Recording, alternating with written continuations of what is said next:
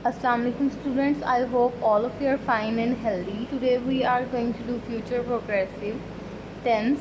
हम इसे progressive भी कहते हैं और continuous भी बोलते हैं, ठीक है. So let's start with its definition. सबसे पहले हम इसकी definition देख लेते हैं.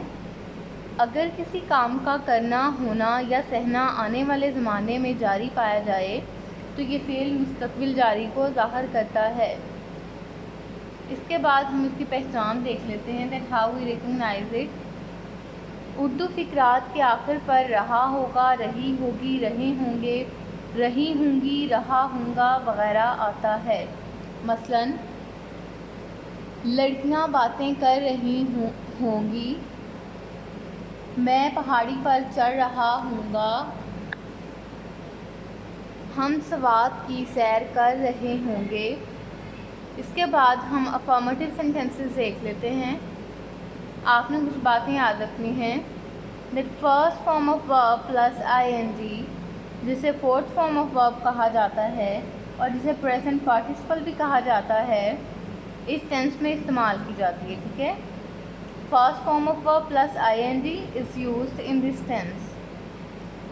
Second point is that helping verb will be और शैल बी इज़ यूज्ड. इसमें विल बी या फिर शैल बी का इस्तेमाल किया जाता है. थर्ड पॉइंट जो आपने याद रखना है, that I and we are followed by shall be but all the rest are followed by will B.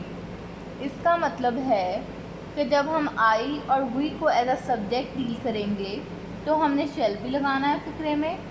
जब बाकी जितने भी सब्जेक्ट्स आ जाएंगे उनके साथ हम विल बी का इस्तेमाल करेंगे. इसकी फॉर्मेशन को देख लेते हैं. सबसे पहले सब्जेक्ट को लिखते हैं, देन विल बी या शैल बी में से कोई भी एक helping verb according to the subject, then first form of verb plus ING, it means that fourth form of verb, then plus object. इसकी चंद एक एग्जांपल्स हम देख लेते हैं. फर्स्ट एग्जांपल है हम स्कूल जा रहे होंगे, we shall be going to school. We subject है, शैल बी आपका हेल्पिंग वर्ब है, going fourth form of verb है और स्कूल जो है आपका ऑब्जेक्ट है. सेकंड एग्जांपल देख लेते हैं. तुम वर्जिश कर रहे होगे, you will be taking exercise. Third है हम पानी में नहा रहे होंगे, we shall be swimming in the water. Fourth example है हम सो रहे होंगे, we shall be sleeping. Fifth example है मैं सड़क पर दौड़ रहा हूँगा, I shall be running on the road. इसके बाद हम नेगेटिव सेंटेंसेस को देख लेते हैं. Not is used after will और shall but before be in negative sentences, ठीक है. विल या शैल के बाद नॉट का इस्तेमाल किया जाता है लेकिन बी से पहले, ठीक है. फॉर्मेशन हम इसकी देख लेते हैं. सबसे पहले आप सब्जेक्ट लिखेंगे, देन विल या शैल में से कोई एक, फिर नॉट, उसके बाद be, then first form of verb plus ING, it means fourth form of verb, फिर ऑब्जेक्ट. इसके भी कुछ एग्जांपल्स देख लेते हैं. फर्स्ट एग्जांपल है बादल गरज नहीं रहा होगा, The cloud will not be thundering. Second example है लड़के आँख मचोली नहीं खेल रहे होंगे, Boys will not be playing hide and seek. Third example है मैं जूते नहीं पहन रही होंगी, I shall not be wearing shoes. Fourth example है तुम वर्जिश नहीं कर रहे होगे, You will not be taking exercise. Fifth example है मैं सच नहीं बोल रही होंगी, I shall not be speaking the truth. इसके बाद इंट्रोगेटिव सेंटेंसेस देख लेते हैं. Will or shall is placed before the subject but be after the subject to make interrogative, ठीक है. Will या shall को सब्जेक्ट से पहले लिखना है और सब्जेक्ट के बाद आपने be लिखना है. इसकी फॉर्मेशन देख लेते हैं. Will या shall लिखेंगे आप, फिर आप सब्जेक्ट लिखेंगे, देन आप be लिखेंगे, फिर first form of verb plus ING जो कि फोर्थ फॉर्म ऑफ वर्ब है वो लिखेंगे, देन ऑब्जेक्ट और लास्ट पे आपने इंटेरोगेशन मार्क लास्ट में लगाना है. इसके भी एग्जांपल्स देख लेते हैं। फर्स्ट एग्जांपल है, क्या वो पौधों को पानी दे रहा होगा? Will he be watering the plants.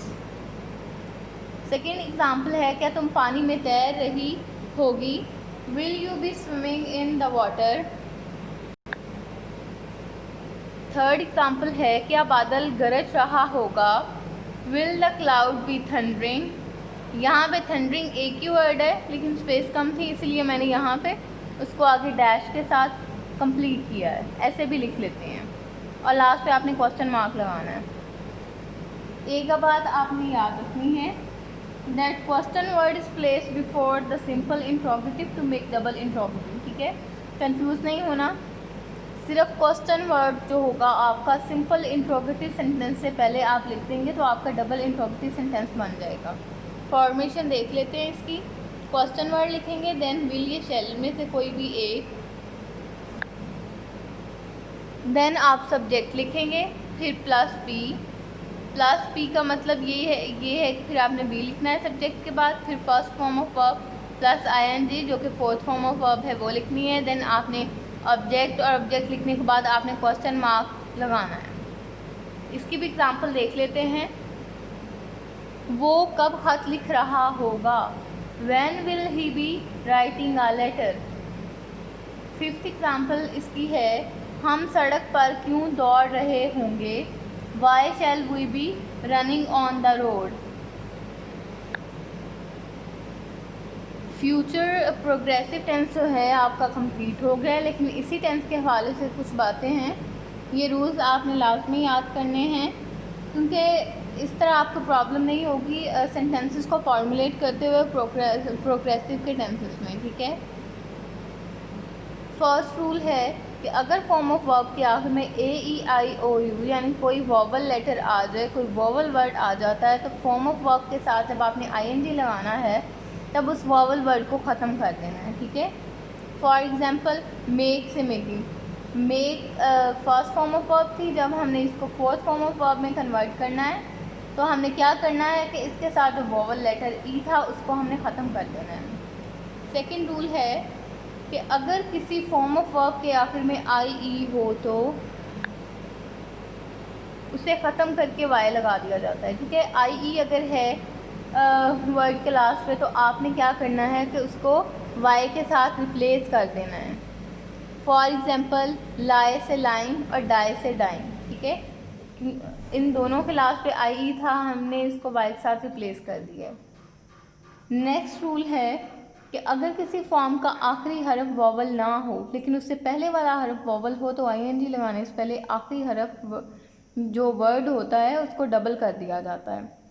यानी कि कोई वर्ड है उसका सेकंड लास्ट जो लेटर है वो वॉवल है, लास्ट वाला लेटर वॉवल नहीं है, तो क्या होगा कि लास्ट वाले लेटर को हम डबल कर देंगे। फॉर एग्जांपल रन से रनिंग, रन में यू आपका सेकंड लेटर वॉवल है, इसलिए जब हमने इसको फोर्थ फॉर्म ऑफ वर्ब में कन्वर्ट किया है तो हमने इसको डबल कर दिया है एन को। इसी तरह से स्टॉप में पी को हमने डबल किया है, स्टॉप से स्टॉपिंग। इसी तरह से और भी बहुत सारे वर्ड्स हो सकते हैं, फॉर एग्जांपल बिगिन से बिगनिंग। तो ये सारे रूल्स आपने बहुत अच्छे तरीके से याद कर लेने हैं। It will help you a lot in your exam. तो आपने इन रूल्स को और फ्यूचर प्रोग्रेसिव टेंस को बहुत अच्छे तरीके से कर लेना है। इसके रूल्स को याद करना है कि बुक से कोई अगर एक्सरसाइज अनसॉल्व है तो उसको सॉल्व करने की कोशिश करनी है और इनकी बहुत अच्छे तरीके से तैयारी भी कर लेनी है।